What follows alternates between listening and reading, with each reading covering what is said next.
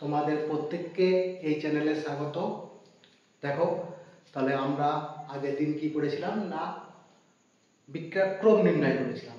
এখন আমরা করব যে বিভিন্ন বিক্রিয়ার টাইপ। তাহলে যে রাসায়নিক বিক্রিয়াগুলো হয়, তাহলে রাসায়নিক বিক্রিয়াগুলো কত ধরনের হয়, কত টাইপের হয়। তাহলে আমরা স্লো বা ধীরে আস্তে এই সমস্ত করবো না, আমরা কতগুলো ধাপে হয় এর উপর ভিত্তি করে আমরা রাসায়নিক বিক্রিয়াকে দুটো ধাপে ভাগ করব। একটা হচ্ছে মৌলিক বিক্রিয়া, একে বলা হয় এলিমেন্টারি রিঅ্যাকশন, আর একটা হচ্ছে জটিল বিক্রিয়া, একে আমরা কি বলবো না কমপ্লেক্স রিঅ্যাকশন। তাহলে মৌলিক বিক্রিয়া কাদেরকে বলবো না যে সমস্ত রাসায়নিক বিক্রিয়া কেবলমাত্র একটি ধাপে সম্পন্ন হয়।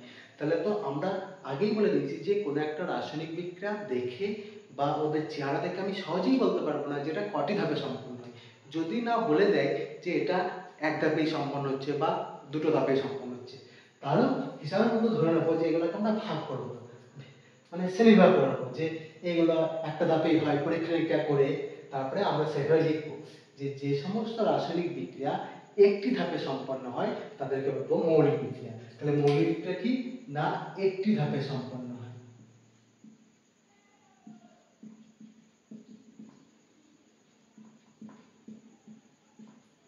তাহলে যে সকল বিক্রিয়া একটি ধাপে সম্পন্ন হয় তাদেরকে বলবো আমরা মৌলিক বিক্রিয়া। তাহলে আমরা কোনো একটা রাসায়নিক বিক্রিয়ার চেহারা দেখে বলতে পারবো না, তাহলে কি আমাদেরকে জেনে রাখতে হবে যে এরকম কতগুলো বিক্রিয়া আছে বা কি ধরনের বিক্রিয়া আছে যারা কেবলমাত্র একটি ধাপেই সম্পন্ন হয়। যেমন আমরা একটি ধাপে সম্পন্ন হয় আমরা বলেছি অর্গানিক কেমিস্ট্রিতে SN2 বিক্রিয়া। SN2 বিক্রিয়া কি করে না একটা ধাপে সম্পন্ন হয়, নিউক্লিওফিলিক কি করে না যেদিকে লিভিং গ্রুপ থাকে তার বিপরীত দিকে অ্যাটাক করে আর সঙ্গে সঙ্গে বেরিয়ে চলে যায়। তাহলে এরকম যে একটা বিক্রিয়া হচ্ছে কিরকম, এরকম CH3Cl প্লাস KOH, এটা একটা মাধ্যম লাগে যেমন জল, তাহলে প্রোডাক্ট কি হয়ে যাবে না CH3OH প্লাস KCl। এটা তো অর্গানিক একটা বিক্রিয়া হলো, কিন্তু এটা ইনঅর্গানিক অর্থাৎ অজৈব যে বিভিন্ন রসায়নের বিক্রিয়াগুলো আছে সেগুলো একটা এক্সাম্পল তোমরা জেনে রাখবে, মানে একটা এক্সাম্পল তোমরা জেনে রাখবে কিরকম না নাইট্রিক অক্সাইড NO গ্যাস এর সঙ্গে যদি O3 ওজনের বিক্রিয়া করানো হয় তাহলে আমরা পাবো নাইট্রোজেন ডাইঅক্সাইড আর অক্সিজেন গ্যাস। তাহলে এই যে বিক্রিয়া দেখছো এই দুটো বিক্রিয়া কিন্তু একটা ধাপে সম্পন্ন হয়। ঠিক সেরকম আমরা করব জটিল বিক্রিয়া। জটিল বিক্রিয়া আমরা বলবো কমপ্লেক্স রিঅ্যাকশন। তাহলে কি যে সমস্ত রাসায়নিক বিক্রিয়া দুই বা ততোধিক ধাপে সম্পন্ন হয়, দুটো ধাপে হতে পারে বা তার থেকে আরো বেশি ধাপে হতে পারে, সেই সমস্ত রাসায়নিক বিক্রিয়াকে আমরা কি বলবো না জটিল বিক্রিয়া। যেমন একটা এক্সাম্পল, যেমন আমরা SN1 বিক্রিয়াটা বলতে পারি। তাহলে SN1 বিক্রিয়াটা কিরকম ছিল দেখে নাও, এরকম একটা রাসায়নিক বিক্রিয়া ছিল CH3 প্লাস KOH। তাহলে বিক্রিয়াটা কি হচ্ছিল জল মাধ্যমে। তাহলে আমাদের প্রোডাক্টটা হচ্ছিল CH3 প্লাস KCl। তাহলে আমরা SN1 বিক্রিয়াগুলো যে পড়েছি সেই SN1 বিক্রিয়া কিন্তু হঠাৎ দুটো ধাপে হয়। প্রথম ধাপে কি হয়েছে না লিভিং গ্রুপ বেরিয়ে গিয়ে একটা কার্বোক্যাটায়ন তৈরি করে, এবং দ্বিতীয় ধাপে কি করে না ওই কার্বোক্যাটায়নের নিউক্লিওফাইল যুক্ত হয়। তাহলে আমরা তো এগুলো দেখে বলতে পারবো না, এই চেহারা দেখে কি বলতে পারবো যে এটা কটা ধাপে হচ্ছে, তাহলে এইভাবে চেহারা দেখে বলা সম্ভব নয়। তাহলে আমরা কি এগুলো কয়েকটা মনে রাখবো, আর যদি এক্সপেরিমেন্ট বা পরীক্ষালব্ধ কিছু ফলাফল বলে দেয় তার ভিত্তিতে আমরা ওদেরকে বলতে পারবো যে এটা কটি ধাপে সম্পন্ন হয় কি হয় না। ঠিক আরেকটা অজৈব রাসায়নিক এক্সাম্পল করে নেবো, কিরকম না দেখে নাও 2N2O5 গ্যাস, এখানে 4NO2 gas plus O2 gas. তাহলে এই যে রাসায়নিক বিক্রিয়াটা এগুলাও কিন্তু যে একাধিক ধাপে সম্পন্ন হয়, তবে বেশিরভাগ অধিকাংশ রাসায়নিক বিক্রিয়া কিন্তু জটিল বিক্রিয়া যেগুলো দুই বা ততোধিক ধাপে সম্পন্ন হয়। তাহলে কি না এক ধাপের মধ্যে কথা কি পেলাম যে দু ধরনের রাসায়নিক বিক্রিয়া, একটা রাসায়নিক বিক্রিয়া হচ্ছে একটা ধাপে সম্পন্ন হয় তাদেরকে বলবো মৌলিক বিক্রিয়া, আর একটা রাসায়নিক বিক্রিয়া তোমার কি হয় একাধিক ধাপে সম্পন্ন হয় দুই বা ততোধিক ধাপে, তাদেরকে বলবো আমরা জটিল বিক্রিয়া। এরপরে আমরা যেটা করবো সেটা হচ্ছে রাসায়নিক বিক্রিয়ার আণবিকতা। তোমরা একটু এটা লিখে নাও। দেখো তাহলে কি বললাম বিক্রিয়ার আণবিকতা। তাহলে আণবিকতা আছে যে মলিকুলারিটি কিরকম, প্রথমেই আমরা বলে নেব যে এই আণবিকতা হচ্ছে একটা তাত্ত্বিক ফলাফল, অর্থাৎ থিওরিটিক্যাল। অর্থাৎ কোনো রাসায়নিক বিক্রিয়ার চেহারা দেখে আমি বলে দিতে পারবো যে বিক্রিয়ার আণবিকতা কত। কিন্তু এখানেও একটা সমস্যা কি না, কেবলমাত্র সেই সমস্ত রাসায়নিক বিক্রিয়ার ক্ষেত্রেই বলতে পারবো যেগুলো একটা ধাপে সম্পন্ন হয়। তার মানে মধ্য কথা কি হলো, যে সমস্ত রাসায়নিক বিক্রিয়া মৌলিক বিক্রিয়া অর্থাৎ এক ধাপে সম্পন্ন হয়, কেবলমাত্র তাদের ক্ষেত্রেই কিন্তু আণবিকতা প্রযোজ্য। যেমন সাপোজ বলছি, মনে করো এই যে বিক্রিয়াটা দেখেছি NO প্লাস O3, তাহলে এখান থেকে তৈরি হচ্ছে NO2 প্লাস O2। তাহলে এটা বলে দিচ্ছি যে একটা মৌলিক বিক্রিয়া। তাহলে যদি মৌলিক বিক্রিয়া তাহলে একটা ধাপেই সম্পন্ন হচ্ছে, তাহলে একটা ধাপে যদি সম্পন্ন হয় তাহলে বলে দিচ্ছি যে একটা ধাপেই সম্পন্ন হচ্ছে, তাহলে একটা ধাপে যদি সম্পন্ন হয় তাহলে বিক্রিয়া হারটাকে আমি লিখে দেবো। তাহলে R সমান K into concentration of NO into concentration of O3। একটা ধাপ, তাহলে একটা ধাপে এই বিক্রিয়ক পদার্থটা অংশগ্রহণ করছে, আবার এই বিক্রিয়ক পদার্থটা অংশগ্রহণ করছে। তাহলে কি না, NO টু দি পাওয়ার কিছু নেই মানে কত আছে 1 আছে, আর O3 টু দি পাওয়ার কিছু নেই মানে 1 আছে। অর্থাৎ NO এর সাপেক্ষেও বিক্রিয়াক্রম 1, আবার O3 এর সাপেক্ষেও বিক্রিয়াক্রম 1। তাহলে বিক্রিয়ার যে টোটাল ক্রম, সামগ্রিক ক্রম, সেটা কত হচ্ছে 1 + 1 2। তাহলে এটা কেন বলতে পারছি না, এটা তখনই বলতে পারছি না বিক্রিয়াটা এক ধাপে সম্পন্ন হচ্ছে। তাহলে একটা ধাপে যদি সম্পন্ন হয় তাহলে দুটো বিক্রিয়ক পথে অংশগ্রহণ করছে, তাহলে এটাও এক এটাও এক, ওই জন্য বিক্রিয়াক্রম এক। ঠিক এইরকম যদি কোনো রাসায়নিক বিক্রিয়া যদি এক ধাপে সম্পন্ন হয়, অর্থাৎ মৌলিক বিক্রিয়া যদি হয়, তাহলে তাদের আণবিকতাও বলতে পারি। তাহলে এটা এক ধাপে সম্পন্ন হচ্ছে, তাহলে এক ধাপে সম্পন্ন হলে ওই রাসায়নিক বিক্রিয়ায় যত সংখ্যক অণু বা যত সংখ্যক পরমাণু বা যত সংখ্যক মূলক বা আয়ন অংশগ্রহণ করে, তাহলে কি মৌলিক বিক্রিয়ার ক্ষেত্রে বা এক ধাপে সম্পন্ন কোনো রাসায়নিক বিক্রিয়ায় যত সংখ্যক অণু পরমাণু আয়ন বা কি বলবো মূলক অংশগ্রহণ করে, সেই সংখ্যাকে বলবো আমরা বিক্রিয়াটি আণবিকতা। তাহলে এই বিক্রিয়ায় তোমার দুটো বিক্রিয়ক পদার্থ অংশগ্রহণ করছে, একটা NO আর একটা হচ্ছে O3। তাহলে এক্ষেত্রে বিক্রিয়ার আণবিকতা কত, এক্ষেত্রে বিক্রিয়ার আণবিকতা হচ্ছে তোমার 2। ঠিক আছে। তাহলে জটিল বিক্রিয়ার ক্ষেত্রে প্রযোজ্য নয় কেন, তাহলে জটিল বিক্রিয়া যদি অসংখ্য ধাপে সম্পন্ন হয়, তাহলে অসংখ্য ধাপে সম্পন্ন হলে পরে মনে করো প্রথম ধাপ দ্বিতীয় ধাপ তৃতীয় ধাপ, প্রথম ধাপে শুধুমাত্র একটা বিক্রিয়ক পদার্থ অংশগ্রহণ করছে, দ্বিতীয় ধাপে হয়তো তিনটে বিক্রিয়ক পদার্থ অংশগ্রহণ করছে, তৃতীয় ধাপে হয়তো দুটো বিক্রিয়ক পদার্থ অংশগ্রহণ করছে। তাহলে আমি কোন ধাপটাকে ধরবো, হার নির্ণয়ের ধাপ হলো যে তোমার 2 নম্বর ধাপটা। তাহলে 2 নম্বর ধাপ হলে পরে তো ওই ধাপে তো তিনটে পদার্থ অংশগ্রহণ করছে, তাহলে কি আমি তিনটেকেই ধরবো। এই জন্য কি হয় না, কোনো রাসায়নিক বিক্রিয়া যদি জটিল বিক্রিয়া হয় তাহলে তাদের ক্ষেত্রে কিন্তু আণবিকতা স্টাডি করা খুব মুশকিল হয়। ওই জন্য জটিল বিক্রিয়ার ক্ষেত্রে আমাদের আণবিকতা নির্ণয় করা যায় না। তাহলে কেবলমাত্র এবং কেবলমাত্র কি হয়, মৌলিক বিক্রিয়ার ক্ষেত্রে আণবিকতা নির্ণয় করা যায়। তাহলে আমি আরেকটা এক্সাম্পল দিচ্ছি, সেক্ষেত্রে বলো যে ওই বিক্রিয়াটির আণবিকতা কত।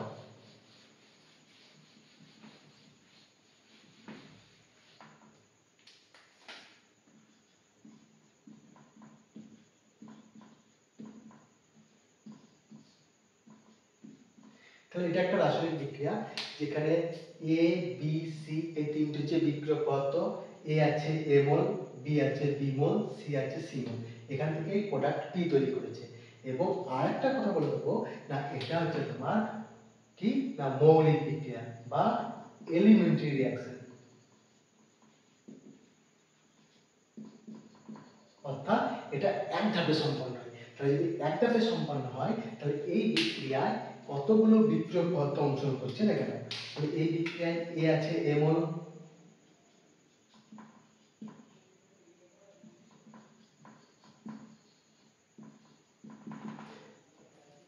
A বিক্রিয়ক পদার্থ আছে A মোল, B বিক্রিয়ক পদার্থ আছে B মোল, C বিক্রিয়ক পদার্থ আছে C মোল। তাহলে বিক্রিয়ার আণবিকতা হচ্ছে A plus B plus C।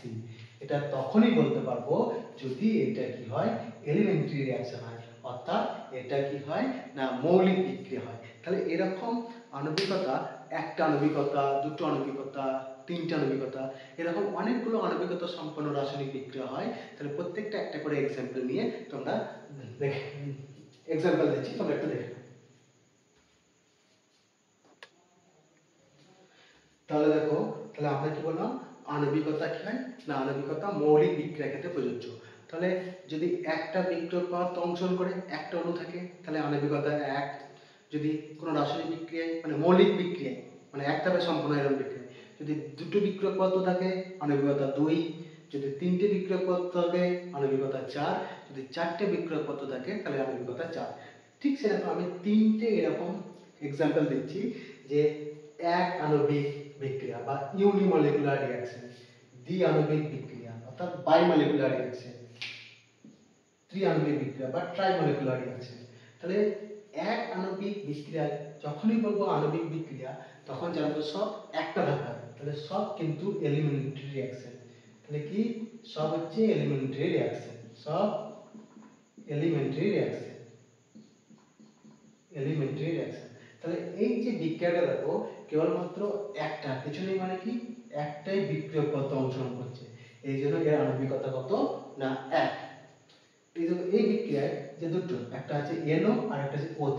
তাহলে NO আছে 1 অণু, O3 আছে 1 অণু, তাহলে এর আণবিকতা হচ্ছে কত না 2।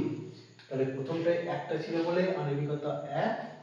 এই বিক্রিয়ায় দেখো দুটো বিক্রিয়ক পদার্থ ছিল বলে আণবিকতা 2।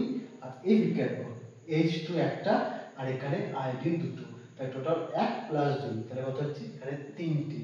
অর্থাৎ আমরা এই যে আণবিকতা করলাম মলিকুলারিটি, এটা কি না এই ক্ষেত্রে যতগুলো বিক্রিয়ক পদার্থ অংশগ্রহণ করবে সেটা অণু হতে পারে, পরমাণু হতে পারে বা আয়ন হতে পারে বা মূলক হতে পারে। তাহলে এখানে একটা বিক্রিয়ক পদার্থ ছিল বলে আণবিকতা 1, দুটো বিক্রিয়ক পদার্থ ছিল বলে আণবিকতা 2, আর তিনটে বিক্রিয়ক পদার্থ দুটো I আর একটা H2 ছিল বলে আণবিকতা 3। কিন্তু বৈশিষ্ট্য কি না তিনটে বিক্রিয়াই কিন্তু এলিমেন্টারি রিঅ্যাকশন, অর্থাৎ তিনটেই কিন্তু প্রথম ক্রমে বলছি মৌলিক বিক্রিয়া, অর্থাৎ এক ধাপে সম্পন্ন হয় এরকম একটা বিক্রিয়া।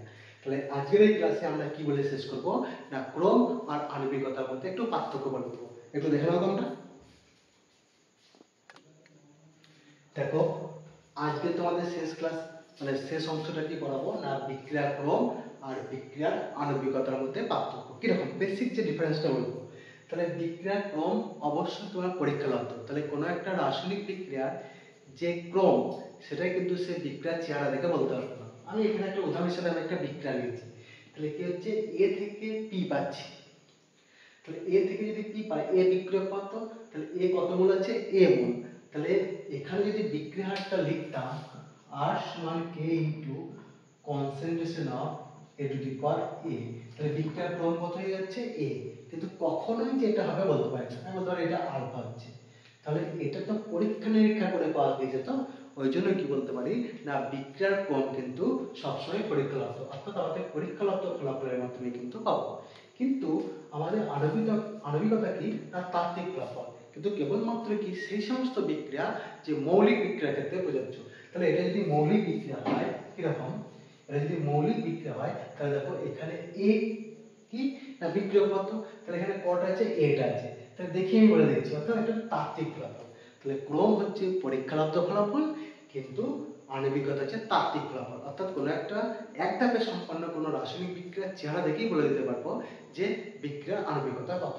2 ক্রম যে কোনো বিক্রিয়ার ক্ষেত্রে প্রযোজ্য, অর্থাৎ মৌলিক বিক্রিয়া বা জটিল বিক্রিয়া, অর্থাৎ এক ধাপে কোনো রাসায়নিক বিক্রিয়া হলে পরেও তাদের ক্ষেত্রে প্রযোজ্য, আবার একাধিক ধাপে যদি কোনো রাসায়নিক বিক্রিয়া সম্পন্ন হয় তাদের ক্ষেত্রেও প্রযোজ্য।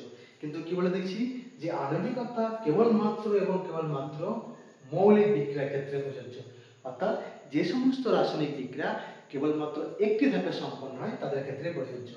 আর ক্রম কি হতে পারে না ক্রম শূন্য হতে পারে, আমরা বলেছি শূন্য ক্রম বিক্রিয়া, ক্রম ঋণাত্মক হতে পারে, ক্রম পূর্ণ সংখ্যা মানে 1 2 3 হতে পারে, এমনকি ক্রম ভগ্নাংশ হতে পারে। কিন্তু কি না আণবিকতা কেবলমাত্র এবং কেবলমাত্র সর্বদা তোমার কি হবে না পূর্ণ সংখ্যা হবে, ঋণাত্মক শূন্য বা ভগ্নাংশ হওয়ার কোনো ব্যাপারই নাই। তাহলে এই ছিল তোমার ক্রম ও আণবিকতার মধ্যে পার্থক্য।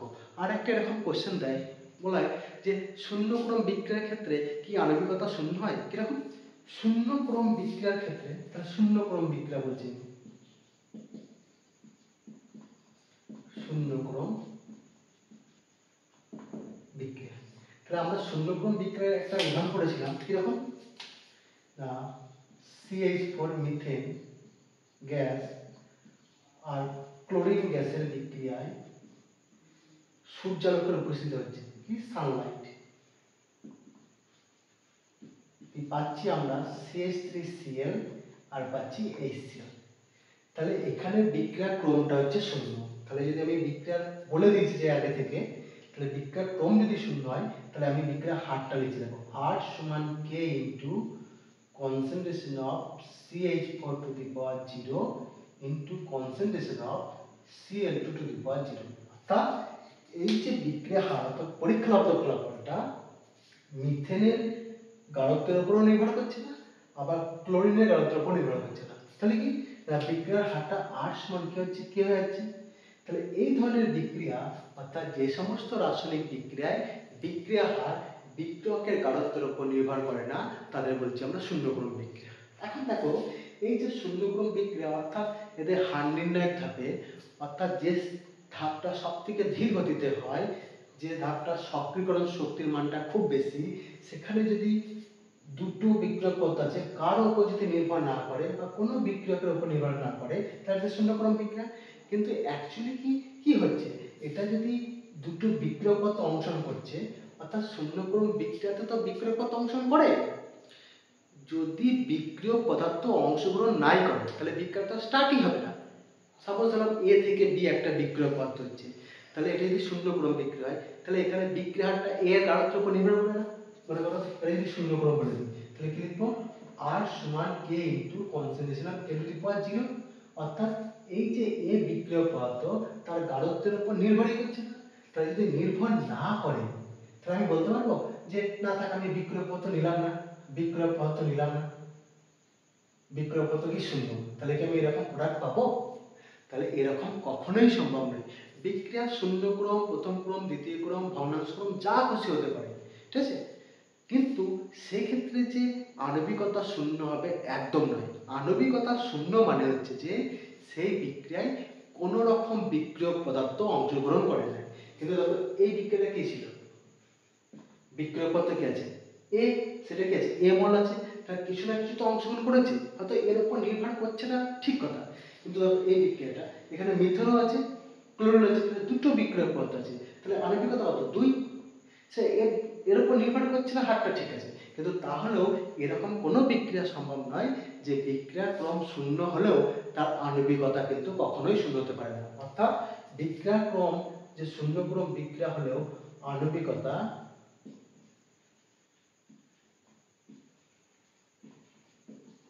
শূন্য হতে